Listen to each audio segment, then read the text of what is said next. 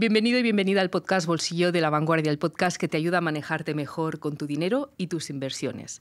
Quizás un propósito para el año nuevo que comienza sea divorciarse y comenzar una nueva vida. Para hablar sobre esta cuestión entrevistamos en este podcast a Adriana Uset. Ella es abogada especializada en Derecho de Familia con más de 2 décadas de experiencia divorciando a personas. Bienvenida, Adriana. Gracias, muchas gracias. Uno de los motivos por los que la gente no se separa, sobre todo en esas crisis que hemos pasado, la del 2008 y también la del COVID, es el tema de lo que cuesta un divorcio a nivel económico, ¿no? Bien, no es cuestión de que si es caro o no es caro, sino más bien la dificultad radica en el hecho de pretender o querer vivir de la misma forma cuando ahora uno solo va a contar con sus propios ingresos. Es decir, donde antes llegaban 2 sueldos y se llegaba a una serie de gastos, ahora sí lo que se pretende es llegar a esos mismos gastos con el sueldo propio, realmente resulta una utopía. Esto no es América, esto no es un serial americano, no se dan divorcios multimillonarios y por lo tanto las cuestiones económicas resultan una ecuación de muy compleja resolución. Es el eslabón más fuerte en el que nos enfrentamos los abogados que nos dedicamos al derecho de familia a la hora de defender la postura de nuestros clientes.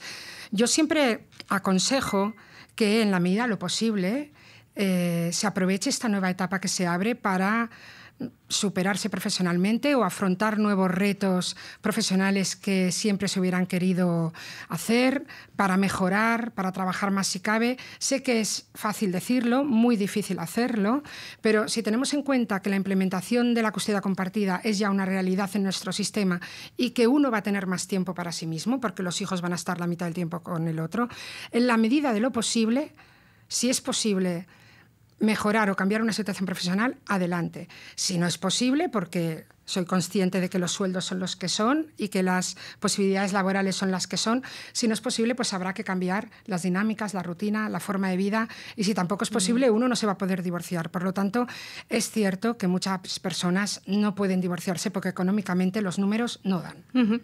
Pero cuando el divorcio, digamos, es inevitable, porque hay muchas razones pues, que pueden justificar plenamente un divorcio. ¿Qué aconsejas a la hora de afrontar económicamente esta situación? Sí, evidentemente cuando uno no puede más, ya aunque no den los números, las personas tiran para adelante y se reinventan como pueden. Yo lo que aconsejo en primer lugar es dejar los resentimientos a un lado. Somos adultos, es el momento de demostrarlo y hay que tener en cuenta que la ley no facilita la venganza. Por lo tanto, dejemos los resentimientos y vamos a centrarnos en lo importante. ¿Qué es lo importante? En primer lugar, priorizar, clasificar cuáles van a ser los gastos indispensables, teniendo en cuenta que a los hijos hay que dejarlos en la misma situación que tenían durante el matrimonio. Porque ya para los hijos este momento, digamos, es bastante duro, ¿no? Es durísimo, para encima perder calidad de vida, ¿no? Encima, hay que tener en cuenta que lo que se separa es la pareja, no la familia, si hay hijos. Y por lo tanto, van a ser familia toda la vida. Lo siguiente que aconsejo siempre es predisposición, voluntad. Durante un tiempo, es decir, el más pudiente económicamente, que esté por lo menos un tiempo dispuesto a afrontar mayor carga de esos gastos, siempre y cuando haya un compromiso del otro en darse un tiempo para cambiar su situación laboral y económica. Lo siguiente que también aconsejo es el momento de plantearse, y más adelante hablaremos, qué va a pasar con el destino de la vivienda que ha sido familiar. Sobre todo si es de los dos y si hay una carga económica por medio. Es el momento de plantearse si se ha de vender a un tercero o si uno de los dos se adjudica la mitad indivisa del otro mediante un procedimiento que se llama disolución de bienes comunes, que más adelante explicaré cómo proceder en tal sentido. Y luego, también aconsejo no navegar en Internet, no hacer un curso acelerado de Derecho en Internet, no comparar tu divorcio con el del vecino del quinto. Eso lo hace la gente. Lo hace todo el mundo. Voy a ver cómo me puedo divorciar. No, y comparan el divorcio con el de amigos, allegados, es inevitable, es comprensible también, pero no hay que compararlo, no hay 2 divorcios iguales. Y sobre todo, confía en tu abogado, que sabe muy bien lo que hace y conoce muy bien el terreno por el que pisa. Hablabas de la importancia de apartar los resentimientos, pero realmente esto es bastante difícil en una situación, ¿no? Como cuando la ruptura de una pareja que has compartido tantas vivencias, un proyecto de vida en común, quizás haya habido infidelidades, quizás haya habido pues situaciones muy complejas dentro de la pareja. pasar por alto esos sentimientos debe ser muy complicado. Es muy difícil dejar los resentimientos a un lado. Hay que tener en cuenta que toda situación en un contexto de ruptura resulta ya de por sí traumática, dolorosa. Es un duelo, en el fondo, que requiere su tiempo para ser superado. Si a eso se le unen cuestiones personales, judiciales, económicas, patrimoniales, no es de extrañar que a mucha gente le resulte un trance realmente doloroso. Además, hay que tener en cuenta que las personas somos diferentes. Todos somos hijos de nuestro padre y de nuestra madre. Cada uno tenemos nuestra manera de afrontar o metabolizar las ansiedades y el dolor. Hay personas más frías, más pragmáticas, más capaces de discernir qué reto hay que afrontar en cada momento, y hay personas más viscerales y pasionales que necesitan exteriorizar ese dolor. Por lo tanto, es inevitable que salgan a flote los resentimientos, dificultando así el acuerdo, el alcance de un acuerdo amistoso de divorcio. Por lo tanto, lo recomendable es dejar los sentimientos personales a un lado. Hay que aprovechar esta nueva etapa que se abre en la vida para intentar ser más feliz, si cabe, para afrontar ilusiones, afrontar nuevas metas, pasar tiempo con los tuyos. No eres ni el primero ni el último que se divorcia, la vida es así de justa o injusta, no es el momento de ponernos metafísicos, pero tampoco es lógico que aquella persona por la que se te caían las lágrimas cuando se acercaba hacia el altar sea ahora un monstruo con 3 cabezas. Es decir, vamos a ser racionales, vamos a buscar soluciones que compensen a todos los miembros de la familia en tirar adelante, y no pasa nada, hay que tirar para adelante, caerse está permitido, levantarse es obligatorio. Si puedes hacer todo lo posible para ser más feliz, hazlo. Sal fortalecido de esta situación. De los limones, haz limonada. Como decía Shakira, ¿no? Cuando se divorció sí. Es uno de los últimos divorcios así más sonados, que por cierto acabó en un acuerdo, digamos, amistoso entre las dos partes. Por lo tanto, dentro de lo que se ha hablado, es un buen ejemplo, ¿no? De cómo abordarlo. Sí, de forma contenciosa yo siempre he pensado que el resultado habría sido muy distinto, pero sí, siempre el alcance de un buen acuerdo beneficia a todas las partes. Y además ya denota una predisposición y una voluntad y una buena fe. Y eso es importante. Yo, todas las personas, mis clientes, cuando alcanzan un mutuo acuerdo, los suelo felicitar. Decir, oye, felicidades por haber sido capaz de tener esa voluntad, esa predisposición y ese positivismo y haber alcanzado el mutuo acuerdo. Hay que felicitarlos, claro que sí. Pero no siempre es así. ¿Cuáles son las razones más habituales que dificultan un buen acuerdo de divorcio? Básicamente son 2. La primera son las cuestiones de la guardia y custodia de los hijos. Hay que tener en cuenta, como ya te he dicho, que la implementación de la custodia compartida ya es una realidad en nuestro sistema, en nuestra sociedad. Es lo que preferiblemente se acuerda, porque ante todo hay que priorizar el derecho de los hijos a estar en igual medida con los padres. Si bien es cierto que aquel progenitor que no se haya podido hacer cargo de los hijos desde que nacieron porque sus obligaciones laborales le obligan a viajar muchísimo, no puede pretender en el divorcio hacer una función que no va a poder hacer. Pero lo preferible siempre es la custodia compartida. Y el segundo eslabón más dificultoso son las cuestiones económicas y patrimoniales, es decir, el tema de las pensiones de los hijos, el tema de la pensión compensatoria, el uso de la vivienda, las cuestiones patrimoniales. Eso siempre son cuestiones delicadas y complicadas de solucionar. Como decías, cuando se tienen hijos, digamos, el primer punto, pues bueno, es qué hacer, ¿no? Si una custodia compartida, si sí, si no. Y luego, ¿cuál es la mejor fórmula para hacerse cargo de los gastos de los hijos? ¿Cuál es, digamos, la fórmula ideal? Bien, no sé si es la mejor o la peor fórmula, pero es lo que se acuerda en los tribunales y es lo que siempre se acuerda. Que el más pudiente económicamente tiene y va a asumir una mayor proporción en el pago de los gastos de esos hijos. Y después, con respecto a los préstamos bancarios, ya sea de hipoteca o ya sean préstamos de cualquier otra índole, el juez no va a modificar nunca la condición de deudor bancario. Es decir, el juez va a respetar las cláusulas del contrato con la entidad bancaria y, por lo tanto, si ambos son deudores solidarios al 50%, pues va a estipular la resolución judicial que evidentemente se siga afrontando esos gastos, ya no solamente la hipoteca y los gastos inherentes a la propiedad de la vivienda, sino también los préstamos de cualquier otra índole al 50%. A no ser que en el convenio regulador amistoso se estipule otra cosa. Eso libremente se puede hacer.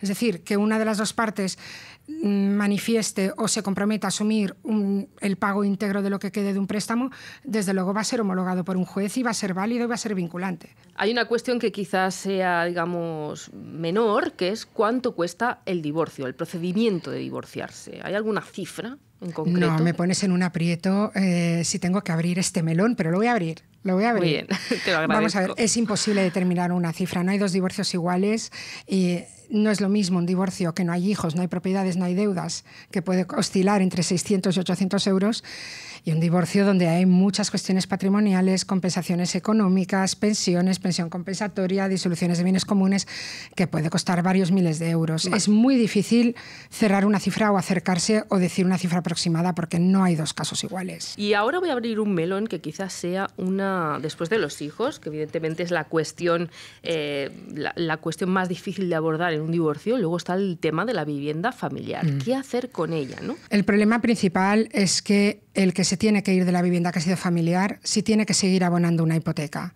con el mismo sueldo y procurarse una nueva vivienda resulta una imposibilidad absoluta. El tema de la vivienda es dramático en relación a los sueldos. No son proporcionales en nuestra sociedad. Y evidentemente, a la hora de enfocar el divorcio, una de las cuestiones más fundamentales es ¿qué hacemos con la vivienda, con la casa? Es de los dos, la hemos comprado al 50%, hemos asumido una carga hipotecaria, ¿qué hacemos? Pues bien, es el momento de plantearse muy en serio si es conveniente ponerla a venta a un tercero, venderla a un tercero, cancelando así la carga hipotecaria y repartirse los frutos, o bien si conviene valorar que uno de los dos se adjudique la mitad indivisa del otro. ¿Qué es lo más habitual? Sí, es lo más habitual. Es decir, en los procedimientos de divorcio se puede disolver la vivienda que ha sido conyugal mediante un procedimiento de disolución de bienes comunes. No es exactamente una compraventa, pero se adjudica a uno la mitad del otro, compensándole mediante un precio. Es una disolución de bien común, no requiere ir al notario, no tiene gastos registrales y fiscalmente abarata bastante el coste con respecto a una compraventa. Una compraventa es un acto, digamos, traslativo de dominio y una disolución de bien común es un acto declarativo que se da sobre todo en disoluciones matrimoniales o entre hermanos que comparten la propiedad de un piso. Es un procedimiento que no está sujeto ni a plusvalía ni a impuesto a transmisiones patrimoniales. Hasta hace recientemente tampoco estaba sujeto a IRPF, pero una reciente sentencia del Tribunal Supremo del año 22, de octubre del 22, ha determinado si el que transmite su parte por un precio mayor al de adquisición y tiene una ganancia patrimonial, ahora sí que va a computar en el IRPF. Pero de plusvalía y de ITP está exento.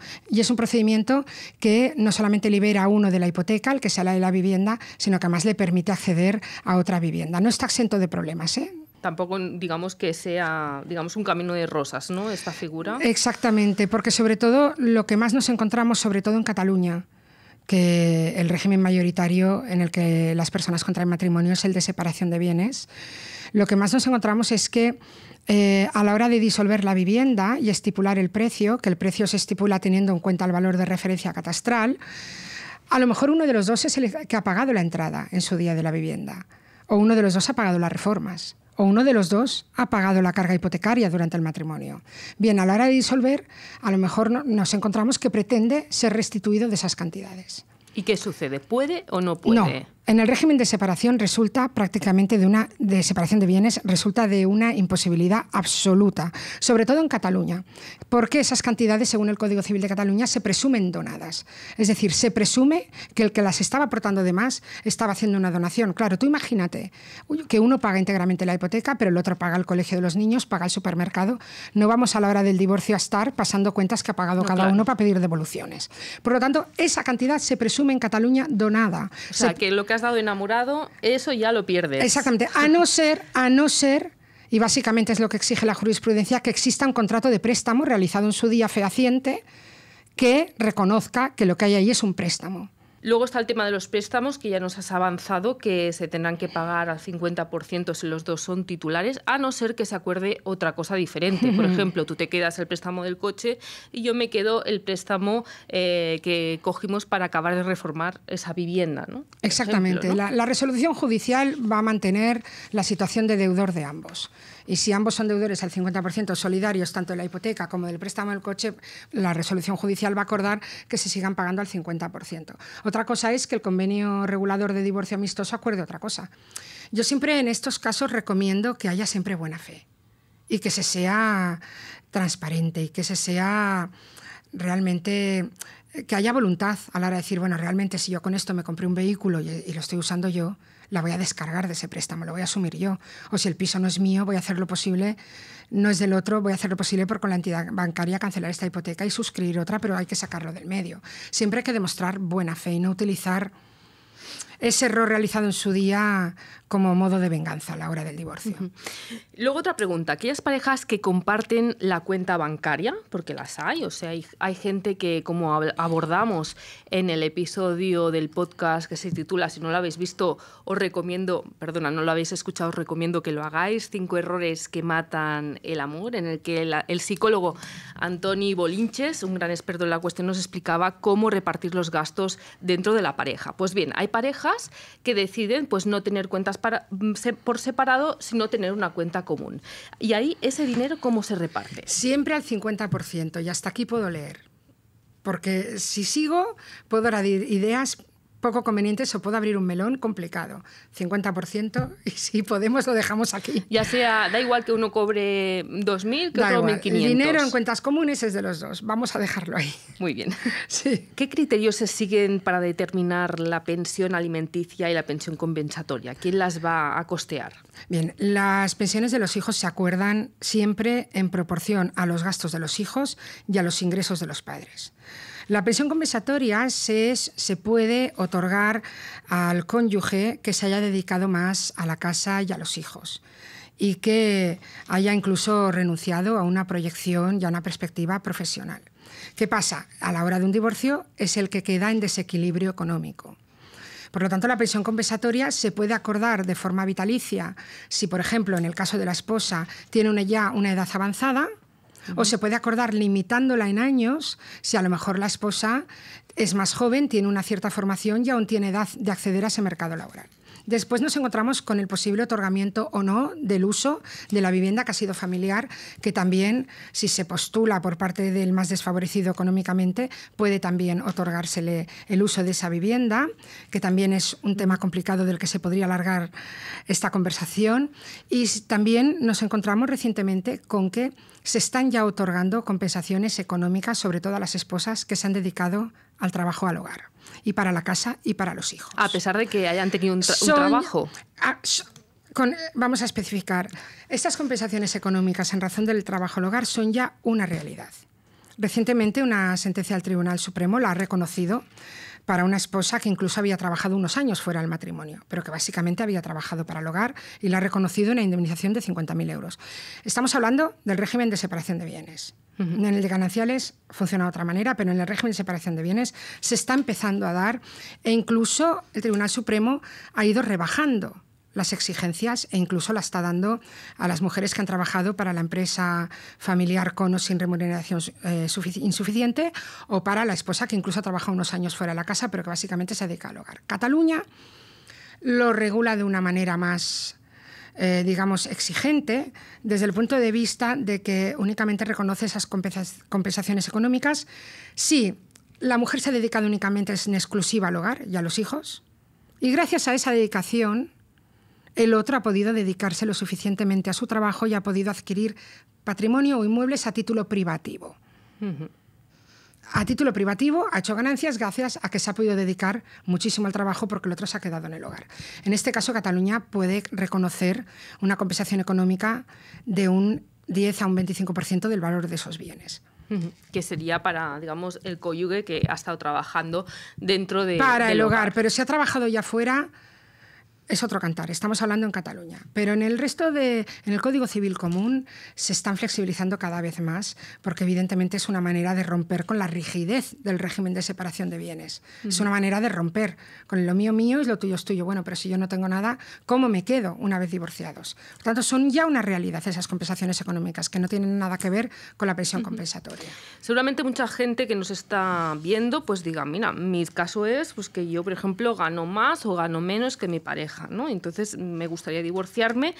¿Cómo repartimos, por ejemplo, los gastos de la hipoteca de los niños? ¿En qué proporción? Voy a poner un ejemplo concreto. Una familia que el padre gane, por ejemplo, 40.000 euros al año y la madre 25.000, que tengan 2 hijos, que vayan a una escuela concertada, que cueste más o menos unos 200 euros más comedor, 150 euros que destinen a extraescolares, la mutua médica que cueste 200 euros, luego tengan una hipoteca, un una vivienda y bueno, todos estos gastos extraordinarios que comportan los niños, como dentistas, logopedias, etcétera, etcétera, etcétera.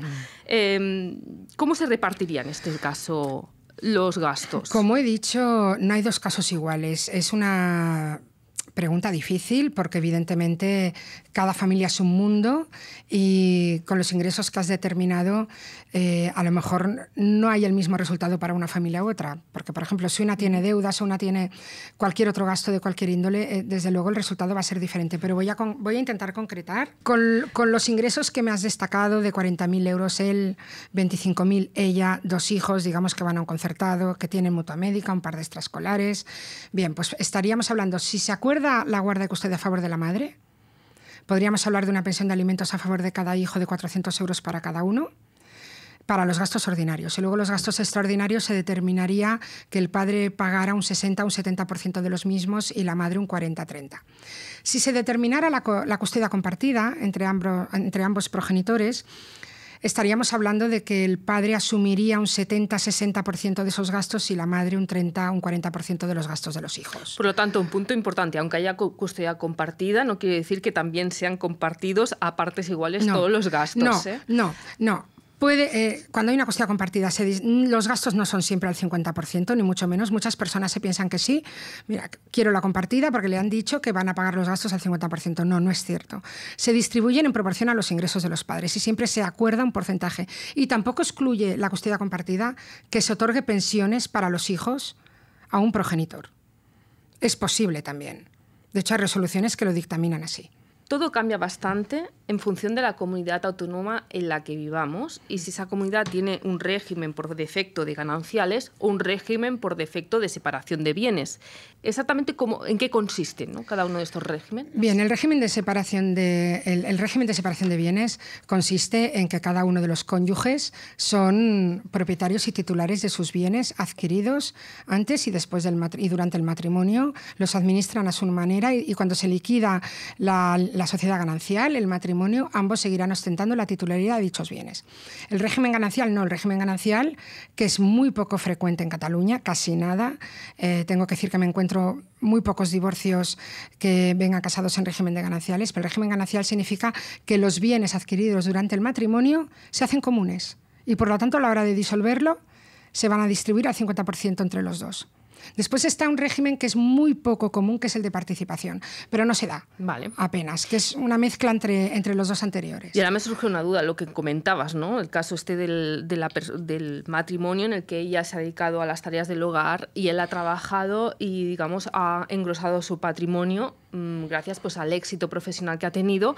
En este caso, en régimen de gananciales, todo lo que haya adquirido... No, es al 50% de los dos. A pesar de que esté a nombre de él. Los bienes adquiridos, los sueldos y las propiedades se hacen comunes y, por lo tanto, a la hora de disolver el matrimonio, todos al 50% entre los dos, excepto lo heredado. Por uno de los dos, exactamente. En cambio, y los bienes privativos, perdón, pero es un poco más largo, los bienes privativos que expresamente se hubieran declarado como tales. Pero, en principio, los bienes que se adquieren durante el matrimonio se liquidan a partes iguales entre ambos. Pero indiferentemente de que esté incluido las participaciones de una sociedad limitada, las acciones de una sociedad anónima, incluido los inmuebles, incluido el dinero, incluido todo. Sí. Adriana, supongo que para evitar todos estos líos, estos quebraderos de cabeza, hay solución. Y es mejor prevenir que curar, ¿no? ¿Qué solución habría para evitarnos, pues no sé, esas trifulcas de decir, bueno, ¿qué haremos con la vivienda familiar? ¿Cómo repartiremos los gastos? ¿Abrimos el melón? Abrimos el melón de los acuerdos prematrimoniales. Exacto. No sé, son poco románticos, ¿no? Cero románticos, pero no sabes la herramienta tan útil que resultan, pero no están nada implementados en la conciencia de nuestra sociedad. Es decir, un acuerdo prematrimonial que yo he visto y he negociado algunos, sobre todo cuando ambos contraen matrimonio en Estados Unidos porque son estadounidenses y van a residir aquí.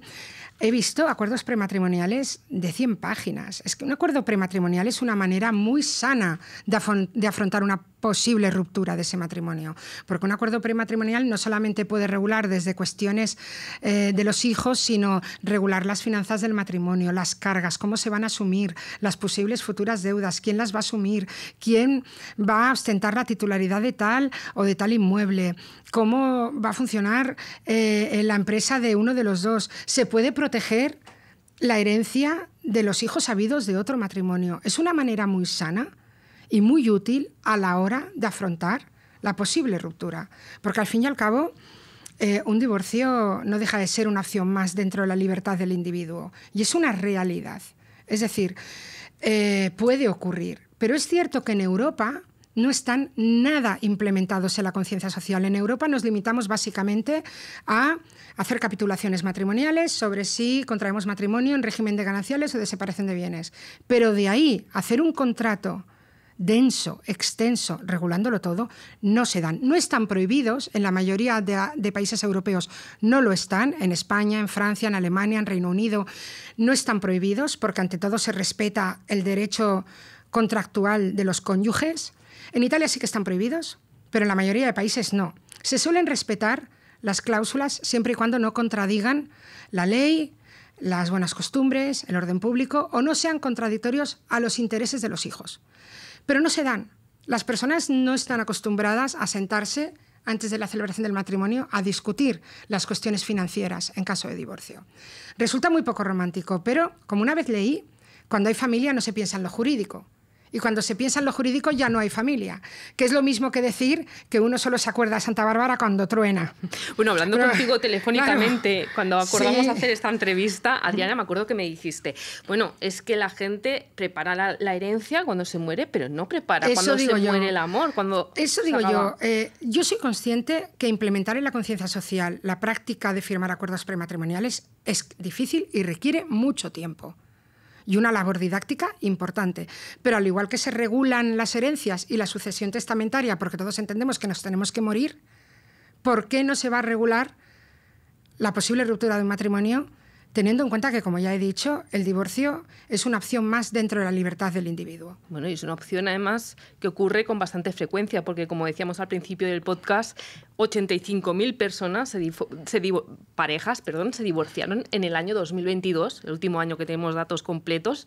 Eso son muchísimas, por lo tanto... Sí, yo también he llegado a la conclusión que no solamente las personas no se divorcian por cuestiones económicas, también he llegado a la conclusión que hay muchas personas que por muchísimas cuestiones deciden no dar el paso, sobre todo cuando hay hijos. Al final, todo se pone en una balanza, pero la mayoría de la gente está harta. No nos vamos a engañar. ¿Alguien lo tenía que decir? Bueno, esto puede resultar un poco polémico. Espero que no me caigan. Adriana. Muchas personas están hartas, pero hartas al del final... Del matrimonio, evidentemente. Pero al final uno pone en una balanza y si compensa seguir adelante, se sigue. Sobre todo cuando hay hijos. ¿Cuándo se da el paso? Cuando ya no compensa. Cuando al final el tapón se pasa de rosca y ya no cierra. Ya no hay manera de que eso se coja por ningún lado. Decíamos al principio, Adriana, que llevas más de 2 décadas divorciando a parejas. Sí. ¿A cuántas parejas has divorciado? ¿Has perdido la cuenta ya? Sí, la he perdido absolutamente, pero muchísimas, sí. Son ya 25 años ejerciendo y lo he visto de todos los colores, por todas las causas habidas y por haber. Bueno, hay que decir que en España el divorcio no es causalista, es decir, al juez le va a importar bien poco, no va a entrar en esos motivos de divorcio y el por qué han llegado ahí. Y nosotros tampoco entramos, a no ser del propio consuelo personal, que evidentemente también lo damos. Porque la gente viene dolida, la gente viene muy tocada, la gente viene en estado de shock. Es un duelo, como he dicho antes, es que hay que volver a vivir, hay que volver a empezar. Y no a todo el mundo se atreve a eso. También a veces hay personas que no se divorcian por una cuestión de valentía o no, de decir, yo es que no quiero seguir adelante solo, no quiero volver a empezar, o simplemente una cuestión de comodidad. Uh-huh. Y bueno, después de tantas parejas que han pasado, digamos, por tu despacho, ¿sigues creyendo en el amor después de haber divorciado a tanta gente? No, si es por una cuestión de necesidad. Sí, si es una cuestión de elección. Bueno, pues nos quedamos con esto. Muchísimas gracias, Adriana, por haber compartido con nosotros estos minutos aquí, en el podcast Bolsillo de La Vanguardia. A vosotros. Hasta pronto. Muchas gracias. Y a las personas que nos estáis viendo, pues os agradezco también este tiempo que nos habéis dedicado. Os espero en el próximo episodio de Bolsillo.